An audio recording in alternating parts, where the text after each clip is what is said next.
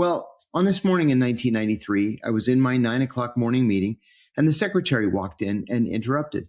She looked at me and she said, John, General Powell's on the phone for you, referencing Colin Powell. And I said, how does General Powell know who I am? She said, I don't know, but he asked for you by name. I looked at my boss. He said, well, what are you waiting for? Go answer the phone.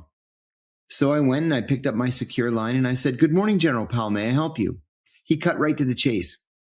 And he said, John, if the Iraqis were going to kill the president, who would be in charge of actually carrying out that operation? And I said, referencing an attempt to kill former President George H.W. Bush a little bit earlier, I said, well, if you're talking about the attempt to kill former President Bush in Kuwait, Kuwait operations are run by the Iraqi intelligence service Basra Station. And Basra Station is headed by the head of the Iraqi intelligence service named Sabr Abdulaziz ad-Duri. General Powell said, where does he physically sit?